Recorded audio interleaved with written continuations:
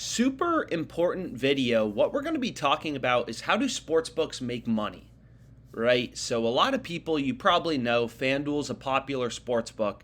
If I go to this platform and I want to bet on this tennis player, it's not like FanDuel says, hey, there's a $5 fee if you want to bet on our platform, right? That's not how these sportsbooks work. They make their money by charging a spread, which is called the Vig. So we're going to go through that and why it's so important as a sharp sports bettor to understand how books make money. But long story short, these books are your enemy. FanDuel is trying to make money off you.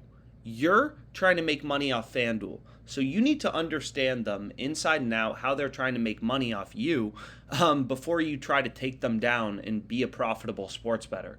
So the first thing we can do is a couple examples of, how does a sports book work?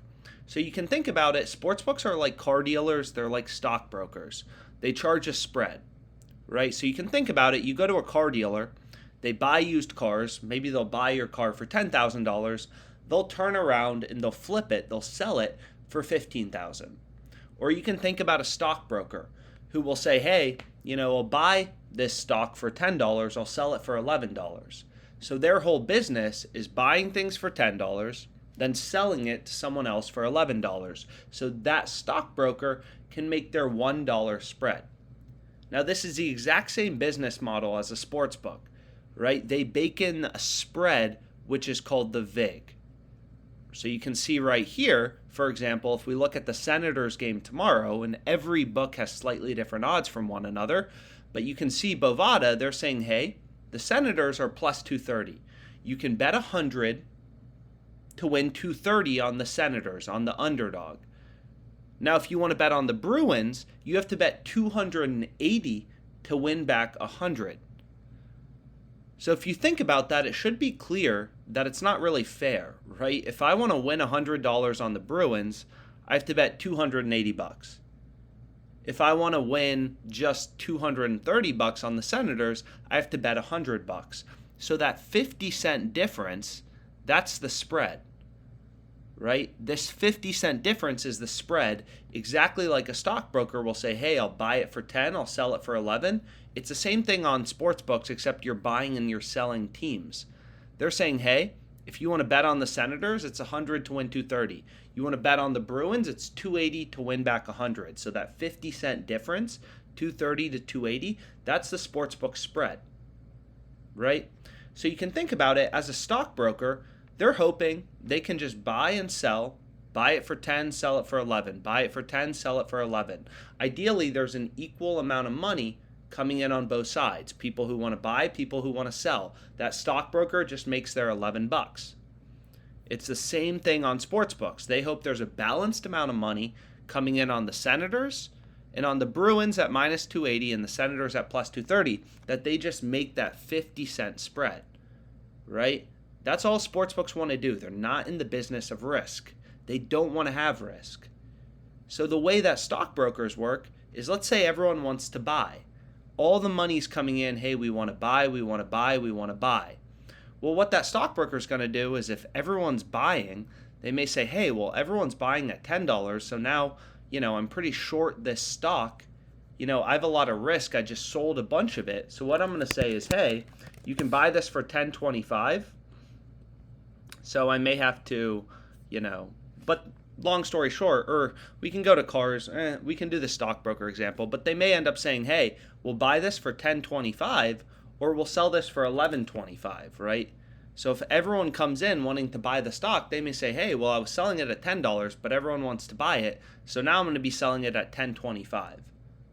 Right? And it's no different on sports books. These bookmakers are constantly moving around odds, where if all the action and unbalanced amount of money is coming in on the Senators, Bovada is going to say, hey, we don't want a ton of risk on the Senators. What we're going to do is move our odds from plus 230 to plus 210. We're going to make betting on the Senators less enticing, and we're going to move Bruins from minus 280 to maybe minus 260. We're going to make betting on the Bruins more enticing, because they want to balance money coming in on both sides, make their risk-free spread. So essentially what you can do to figure out, well, what does the sports book think is the true price with no VIG, what if the sportsbook didn't charge the VIG, is you just essentially take a midpoint, right? So let's say a stockbroker all day long is buying a stock for 10, they're selling it for 11. Well, you can assume that stockbroker thinks, based on all the action they're seeing in the market, the fair price with not having their spread is roughly 10.50. So this would be their price of indifference, right? If all day long a stockbroker's like, hey, I'll buy this for 10, I'll sell this for 11. They're buying it for 10, they're selling it for 11 over and over. The fair price where it's trading in the market is roughly 10.50. You just take the midpoint of where they're buying, where they're selling. Same thing with a car dealer. If they buy your car for 10 grand, then they go flip it for 15 grand, you can assume your car was worth the midpoint, roughly 12.5K, right? They're buying it at a price they think is below what the car actually should be worth, right? If a car dealer buys your car for 10 grand, they obviously think it's worth more than 10 grand, and they're going to be able to sell it for more than 10 grand. In the same way, if a stockbroker buys a stock for $10, they obviously think that stock is worth more than $10, and they're going to be able to sell it for more. So you just take the midpoint, and that gets you your fair value, right? So let's say this car dealer buys your car for 10, they sell it for 15K. They think it's worth roughly 12.5K. That's the fair price of where your car is roughly trading in the market. Same thing with a stockbroker. They buy your car for 10, they sell it for 11, or they buy a stock for 10, they sell it for 11. They think that stock is worth roughly 10.50, the midpoint. Now, it's no different on a sports book. So you can remove the VIG, you can remove the spread with this no VIG odds calculator, fair odds calculator. And this is the most important calculator in sports betting. So I recommend you read through this text a bunch of times. But Bovada is saying, hey, we'll let you bet on the Senators plus 230, and we'll let you, bet on the Bruins minus 280. So obviously they think both of these are bad bets, right? Bovada thinks that both of these plays are bad bets. That's how sportsbooks make money, right? They give you odds that they believe are below what the odds should be. So for example, if we take Bovada's market, plus 230 on the Senators, minus 280 on the Bruins, and you put it into a no VIG odds calculator, what this calculator will tell you is, hey, Bovada's model, with no VIG, thinks that the price of the Senators should be plus 243, and the price on the Bruins should be minus 243. So this is a market with no VIG. Plus 243, minus 243, right? There's no spread. Kind of in the same way, if a stockbroker, why would they do this? Of course they're not going to do this. But you can imagine if a car dealer's like, hey, I'll buy your car for $12,000 and I'll sell your car for $12,000. I won't make any commission.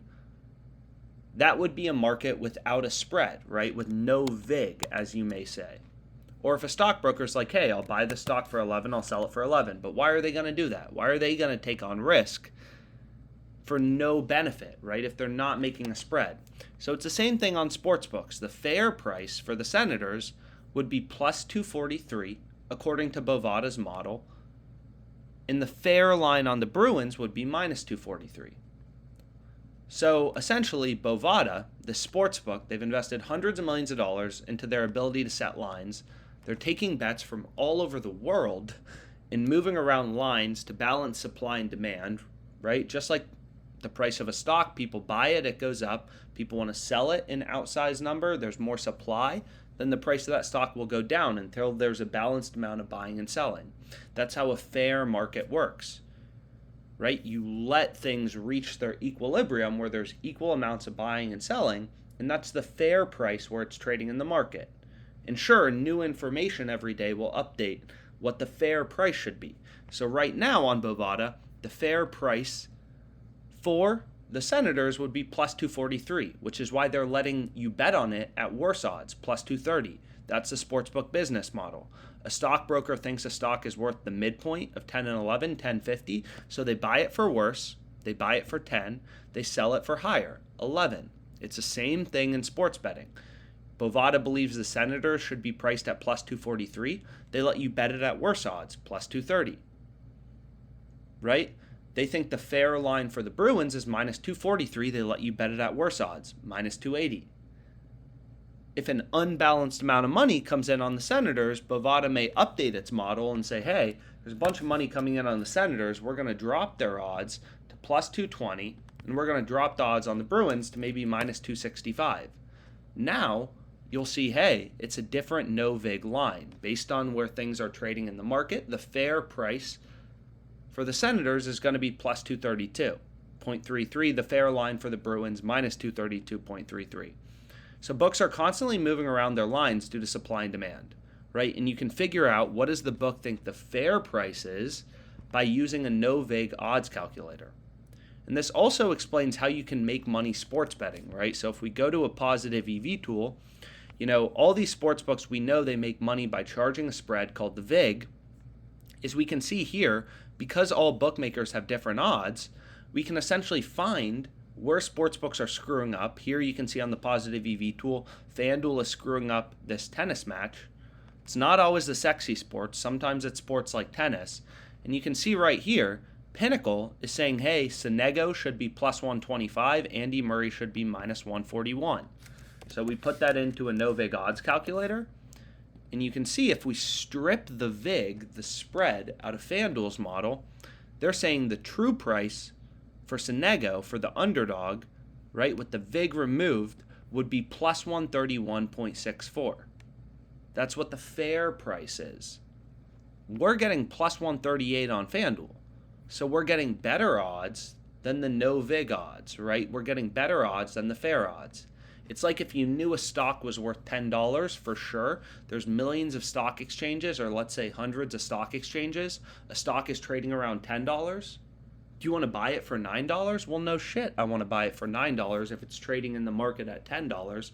That's just data-driven, rational sports betting.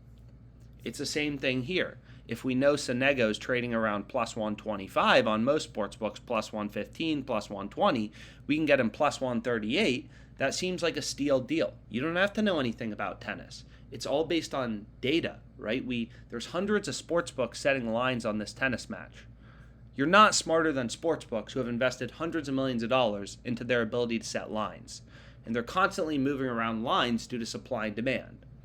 So all we're doing here is picking off FanDuel, right? Sportsbooks can't be perfect 100% of the time. Sometimes they screw up big.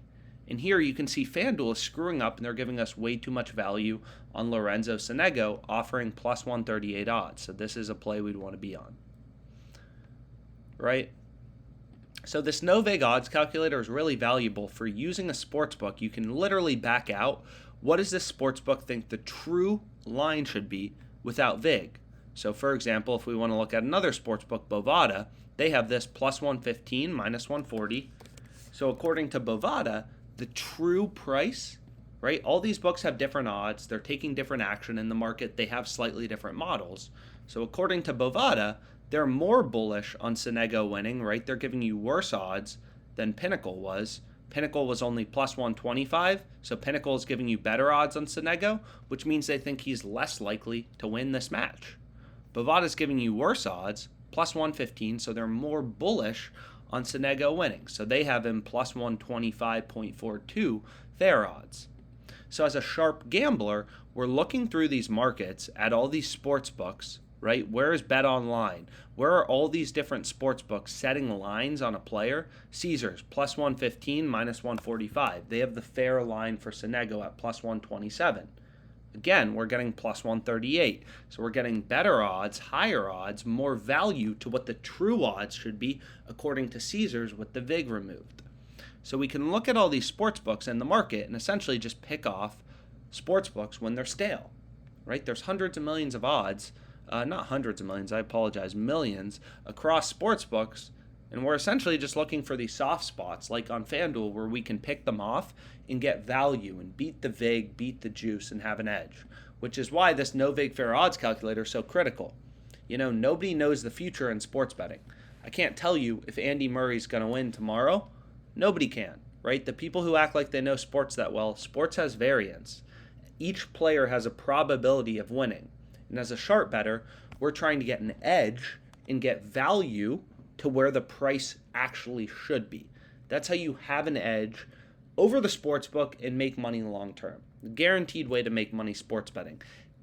right? Picking off sports books where they're giving you too much value and you're beating the no vig, the fair odds. So hopefully this video was helpful. Any questions you have, hit me up.